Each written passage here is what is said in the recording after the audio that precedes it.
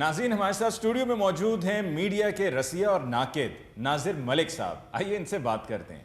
अली मियाँ, मैं माफ़ी चाहता हूँ, अगर आप पानी का एक गिलास मंगवा दें तो मैं पहले ब्लड प्रेशर वाली गोली खा लूँ, क्योंकि जब भी मीडिया की बात होती है ना ब्लड प्रेशर बढ़ जाता है।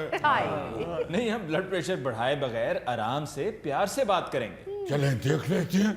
भाई बात कुछ यूं है कि अपने इन पेटू दानिश्वरों से पूछ लें जिनसे टांग पे टांग नहीं रखी जाती।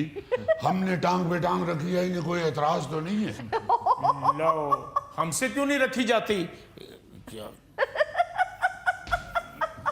ਉਹ ਮਲਕ ਸਾਹਿਬ ਤੁਸੀਂ ਸੋਫੇ ਤੇ ਬੈਠੇ ਹੋ ਇਸ ਲਈ ਤੁਸੀਂ ਲਾਤੇ ਲੱਤ ਰੱਖ ਲਈ ਏ, ਅਸੀਂ ਸਟੂਲ ਤੇ ਬੈਠੇ ਆ, ਸਾਨੂੰ ਜ਼ਰਾ ਪ੍ਰੋਬਲਮ ਹੁੰਦੀ ਏ। मलिक साहब, मैं किसी के कहने पे टांग नहीं रखता, मेरा स्टाइल है ये। जी हाँ, वरना मैं तो रख लेता हूँ टांग पे टांग। भाई हम आपकी बात नहीं कर रहे, आप टांग पे टांग क्या, आप तो सर पे टांग भी रख सकते हैं। और जनाब, हमें चैनल की तरफ से इजाजत नहीं है टांग पे टांग रखने की। हमें पहले ये बताइए अली मुमताज साहब कि किस किस चीज की इजाजत होती है और किस किस चीज की इजाजत नहीं होती। क्या मतलब आपका? भाई आप चैनलों वाले तो बता देते हैं कि हमें इजाजत नहीं है ऐसा करने की। ये जो सोशल मीडिया है और जो कि अब बहुत ज्यादा फैल चुका है जी, इनको भी किसी चीज की इजाजत है या किसी चीज से इन्हें भी मना किया गया है, या ये शुतर बेमुहार की तरह ही चल रहे हैं? हाय हाय। अच्छा, तो आप सोशल मीडिया पे इस वक्त ब्लड प्रेशर बढ़ाए बैठे हैं। और सिर्फ ब्लड प्रेशर ही नहीं, आप यकीन कीजिए टेंशन भी बहुत बढ़ जाती है। और ये ऐसी ऐसी चीजें देखने को मिलती हैं कि कई कई दिन यकीन माने उसे ऐसे मधानी डाल के लस्सी बना रहे होते हैं, जान ही नहीं छूटती।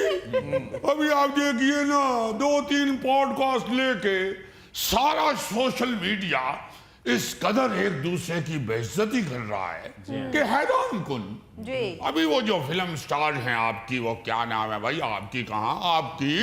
मीरा हाँ, फिल्म स्टार मीरा, उनका एक पॉडकास्ट देख लिया और ये उसके बाद ऐसी ले दे हो रही है कि यकीन मानिए जी चाहता है कि फोन पकड़ के भाई शोएब अख्तर की तरह पूरे जोर से दीवार में मार दें।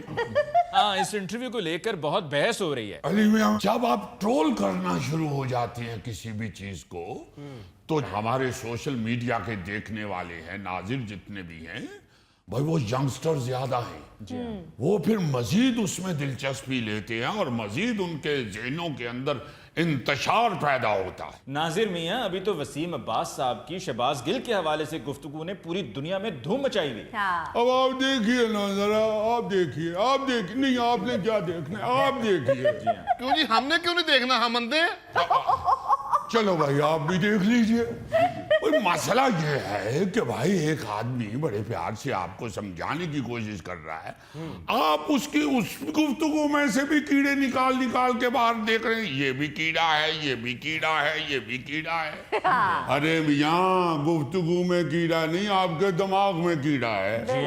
अब देखिए वो कह रहे हैं भाई हम ऐसा नहीं चाहते, हम खुद चाहते हैं कि ये जो पीटीआई के लीडरान हैं इनको बाहर होना चाहिए, सियासत इस हद तक नहीं जानी चाहिए।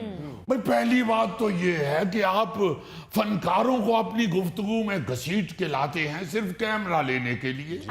भाई और भी 36 तरीके हैं कैमरा लेने के, आप कोई और रास्ता इख्तियार कर ले। बिल्कुल। आप किस लिए बेचारे अच्छे भले मेहनत कश लोगों को खामखा की टेंशन दे रहे हैं? और फिर वसीम अब्बास साहब एक पढ़े लिखे आदमी हैं, वो खुद भी कहते हैं और हम भी जानते हैं कि उनकी बानी पीटीआई के साथ बड़ी हमदर्दियां हैं। खुदारा आप लोग इस तरह की बातें करके, अरे बानी पीटीआई के चाहने वालों का दिल खट्टा मत कीजिए। अब आप खुद अंदाजा लगाइए, भाई वसीम अब्बास साहब हमारे मुल्क का एक बहुत बड़ा नाम है, 50 साल से वो इस मुल्क की खिदमत कर रहे हैं। और सिर्फ वही नहीं, भाई उनके वालिद मोहतरम अनायत हुसैन भट्टी साहब बहुत बड़े हीरो हुए फिल्म के, फिल्म साज हुए, राइटर हुए, और मैं कहता हूं कि ऐसा बड़ा फोक सिंगर के आप सोच भी नहीं सकते। फिर बहुत बड़े आलिम थे वो, صرف اداکار نہیں تھے، انہوں نے صوفیزم کے حوالے سے پاکستان ٹیلی ویژن کے اوپر جو پروگرام کیا، یار کیا معنی خیز گفتگو کرتے تھے وہ. اور پھر علی ممتاز صاحب، آپ کے یہ سب فنکار جانتے ہیں، صرف فن و ادب کی خدمت نہیں کی عنایت حسین بھٹی صاحب نے.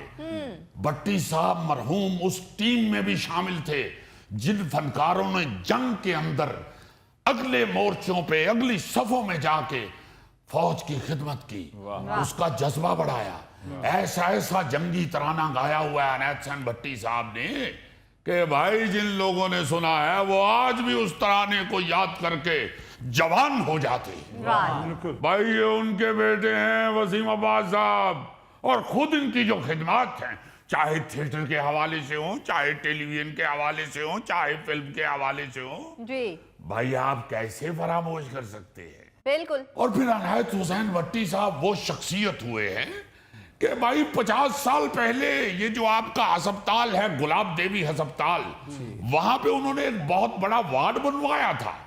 ابھی بھی وسیم عباس صاحب کی دادی اماں کے نام سے منسوب ہے وہ وارڈ، جہاں پہ لوگوں کی خدمت ہو رہی ہے. جی بھئی میں تو ان یوٹیوبر سے کہوں گا کہ خدا را کیمرہ لینے کے لیے ہر شخص کو کھینچ کے اپنے سامنے نہ لے آئیے. بھئی ایران امریکہ کی جنگ کی وجہ سے اگر آپ کا کیمرہ کہیں اور چلا گیا ہے، آپ کے مطلب کا آپ کو مواد نہیں مل رہا، تو یہ نہ کیجئے کہ شرفاء کو آپ گھسیٹنا شروع کر دیں. ناظر میاں وسیم عباس صاحب نے اپنی کسی گفتگو میں کہا کہ شہباز گل اگر آپ چاہتے ہیں کہ انقلاب آئے تو اس کے لیے پاکستان واپس آئیے، ڈنڈے کھائیے. تو بھائی اس میں کیا غلط ہے؟ اس کا جواب شہباز گل نے بھی دیا نا جی. ان کا کہنا ہے کہ میں آنے کو تیار ہوں، آپ ایسا کیجئے کہ عمران خان کی آنکھ کا علاج ہی کروا دیں کہہ کے کسی کو، کسی طرح یاسمین راشد صاحبہ کو باہر نکلوا دیں، کم از کم مجھے حوصلہ ہو کہ میں جاؤں گا تو وہاں عدالتیں مجھے انصاف دیں گی. ارے میاں یہ تو وہی بات ہو گئی، میرے پیٹ میں درد ہے، آج میں نے اسکول نہیں جانا.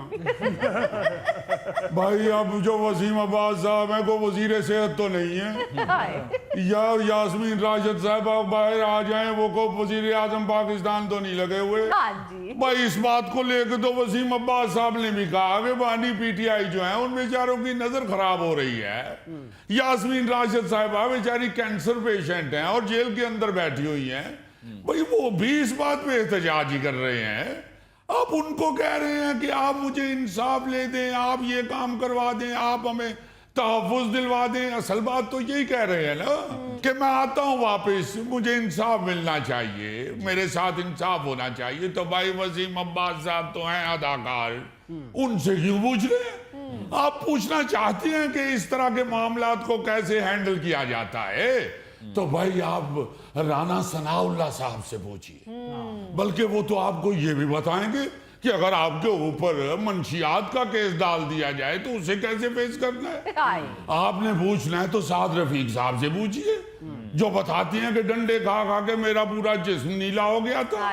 آپ نے پوچھنا ہے تو پرویز رشید صاحب سے پوچھئے جو بتاتے ہیں کہ میرے ساتھ جیل میں کیا کیا ہوا تھا. آپ نے اگر پوچھنا ہے بھائی تو احسن اقبال صاحب سے پوچھئے کہ جیل میں کس طرح دن گزارے جاتی ہیں. وسیم عباس صاحب آپ کو کیا بتائیں گے؟ ہاں وسیم عباس صاحب سے پوچھنا ہے تو یہ پوچھئے کہ بھائی کون سا ڈرامہ کس موضوع پہ کیا جائے تو اسے شوٹ کیسے کیا جائے تو اس کا رزلٹ کیسا آئے گا.